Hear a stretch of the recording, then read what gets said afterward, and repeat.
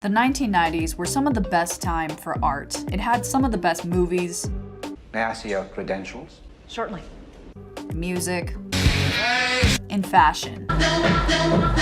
Welcome to my new Art Decade series, where I am going to be going down the rabbit hole of different art trends throughout the decades. And to start this off, I thought we would start off with my personal favorite decade, the decade that I spent most of my childhood in, the 1990s. For all the trends that you're about to see, they were in other decades, but I would say for all these trends, they hit their peak in the 1990s. And for a lot of these trends, if you were alive during the 1990s through the 2000s, you definitely probably have done some of these things. And if you were not around for the 90s, buckle up because you're about to see what we did before the internet was famous. I have everything ready, so without further ado, let's go ahead and just jump into it. So for this very first art trend, I thought we would start off with a bang. This very first art trend, out of all the trends that you're gonna see today, this one by far, I think is the most popular. In fact, this trend was so popular that I can guarantee that if you were alive between the late 80s all the way up until the late 90s, there's a high chance that you not only partook in this trend, but you also owned an item resulting from this trend. And this, of course, is the trend of tie-dye. And before anybody says it, I know that tie-dye is still very popular today, and I know that it's been around since the 1960s, but if you were alive during the 90s, you know just how popular tie-dye truly was. I mean, it was all over TV, movies, music videos. It was everywhere. Literally everybody had tie-dye. And surprisingly, as a child of the 90s, I actually never have done tie-dye in my life. So yeah, I feel like I can't be a child of the 90s and not have done tie-dye at least once in my life, so let's try it out. Okay, so I went ahead, I got my surface prepared, I got everything opened and unboxed, and I'm reading through the instructions right now, and supposedly it's literally only 3 steps to do this entire process, and I'm not gonna lie, I'm a little suspicious of that because I don't know if it's just the internet or the fact that I've done so many art hacks that are supposed to be super easy and then turned out to be a complete flop. Here we go. That's just my paranoia, but I don't know. Supposedly it's only 3 steps. All right, so the first thing that I'm gonna do is prepare the water.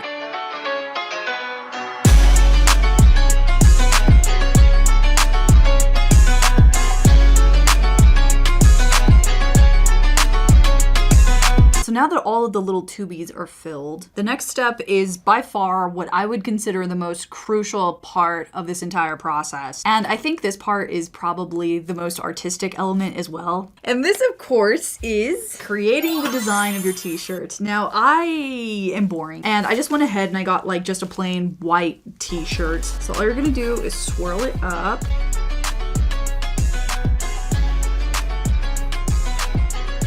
The next step is to, I guess, just tie it together into 8 different sections. With rubber bands. God, this is way harder than I thought. I told you it wasn't gonna be super easy. I'm telling you. I knew it was gonna be more difficult. Okay, here it is. Now, apparently, all you have to do is literally just pour this on.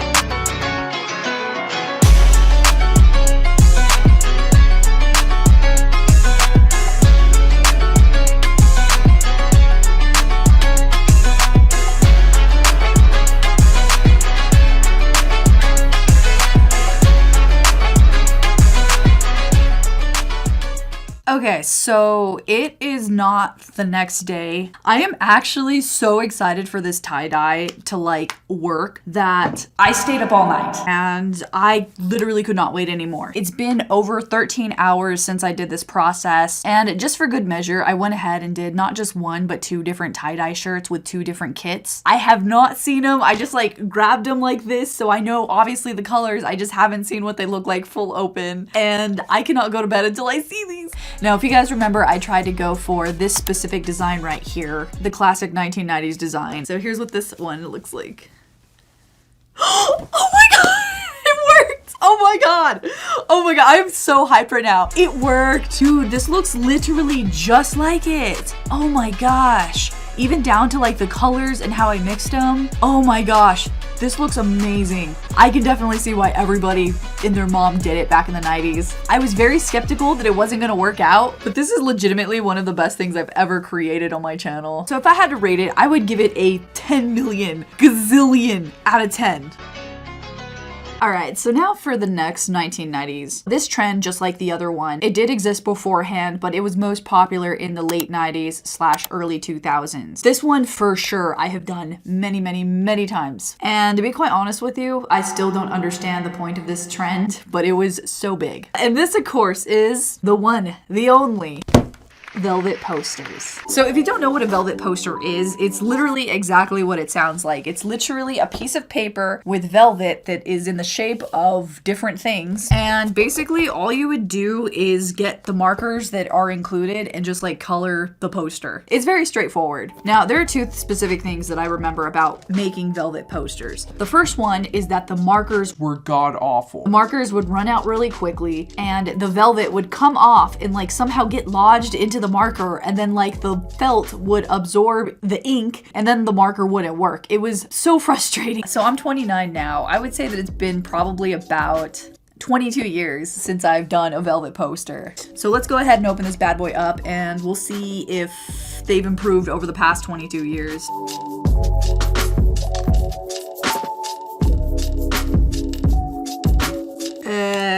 Okay, so it's literally exactly how I remember. And I thought we would do a little experiment, okay, where I would do one velvet drawing poster with the crappy markers that are included, and then one with professional grade art supplies. You know what I'm saying? Like maybe that'll elevate the experience of using a velvet poster. Maybe.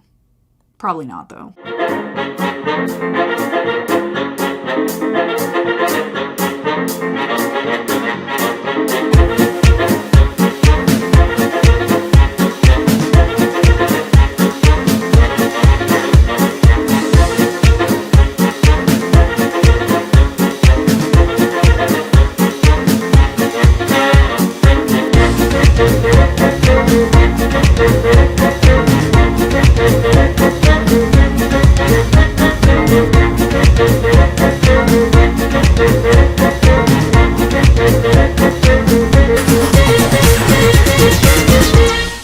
So I just got done, and as I was coloring, I realized that I definitely came off as a hater of velvet posters. And when I was coloring in the one with the standard markers, I still didn't get it. I still didn't understand what the appeal was. I kept thinking to myself, were we all just that bored in the 90s? Probably. But whenever I started working with the second one with the alcohol-based markers, let me tell you, I get the appeal. Using the professional markers, it was so satisfying to make this velvet drawing because the ink was almost like pooling in between the velvet, and so it was basically like absorbing and then like coloring itself and like filling into all the little nooks and crannies. It was so satisfying. Like if TikTok was around back in the 1990s, velvet drawing would have been like a satisfying video.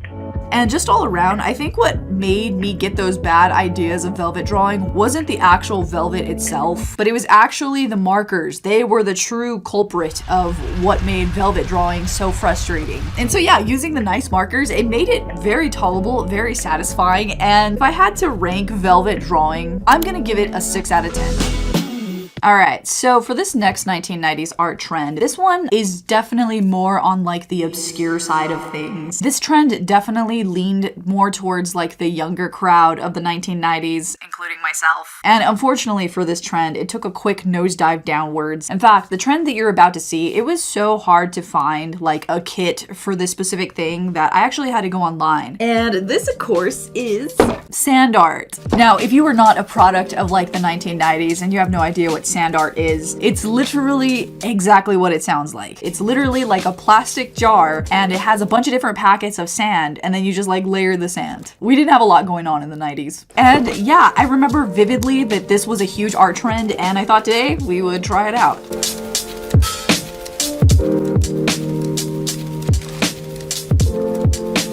So here's all the stuff that it comes with. So literally this is the most easiest craft, and I think that's why it was so popular back in the day, because literally everybody can do it. All you do is you get your little sand baggie thingy, just pour it in. and then wait for the sand to fall in. That's literally it. And it also comes with like a little tool so you can like spread it around and do a little bit of like mixing within. You know, get really creative with it.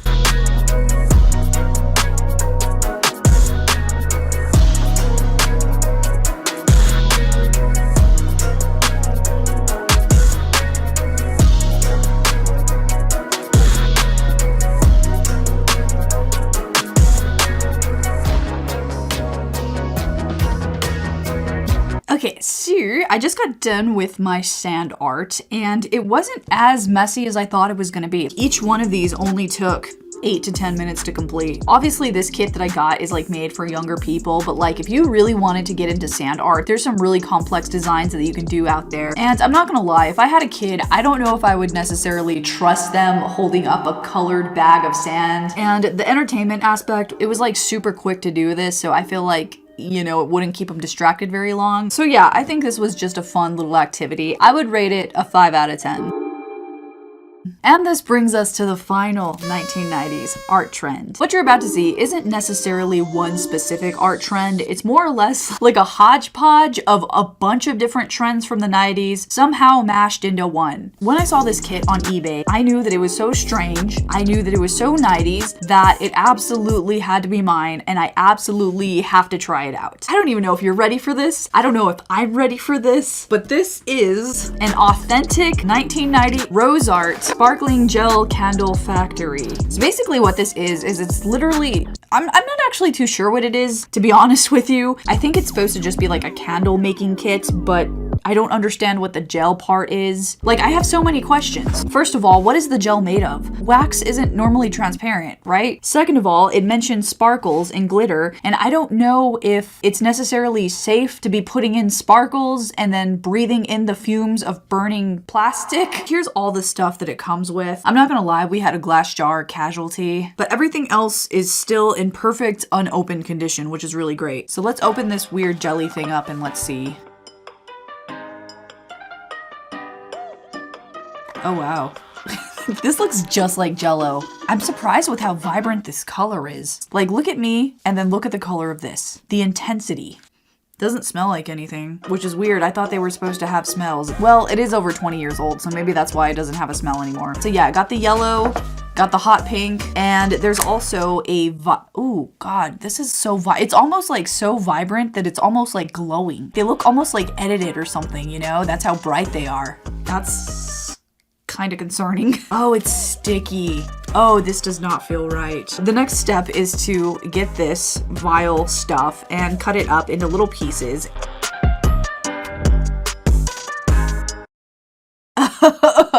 Look at this. This is vile. Oh God, it like sticks to my hand. I'm supposed to be breathing in the fumes of whatever this is. Okay, now for the pink. Ugh. So now for the purple. Oh, I can smell it. Now that I cut into it, I can smell it. Oh my God, this smells like lavender. It kind of smells like Epsom salt too. This smells delicious. On second thought, I definitely will be inhaling the fumes of this.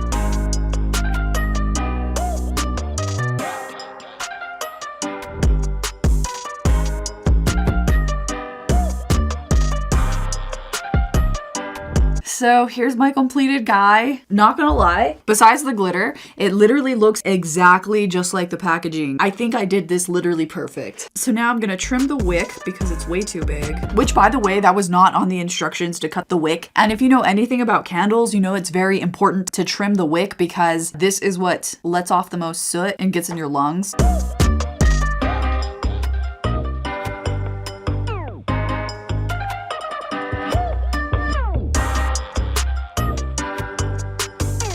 It's melting the wax super quickly. Oh, this looks pretty cool. It's definitely not melting very evenly. The wick is basically just burning straight through and it's like melting everything in between. Because normally candles like melt evenly, but this one's just like, wham. Like the wick is almost done for. Oh, and he's done for. This thing is smoking like crazy, and I swear to God, my smoke detectors better not go off because it's like 2 in the damn morning right now. Okay, so that was interesting. It lasted maybe about 3 minutes of actual flame, and I'm not gonna lie, this is one of the weirdest projects that I've ever done on my channel, okay? The 90s were a weird time, but the product itself looked really cool, and it was very easy. Something this flammable would never fly nowadays. 2 out of 10. Well, there you go. Those were art trends of the 1990s. I have a video similar to this where I tried out art supplies from the 1990s. You can watch that here. Let me know what decade you would like to see next, and let me know what trends within the decade that you would like me to see. And with that being said, guys, happy drawing, and I'll see you guys next video. Bye.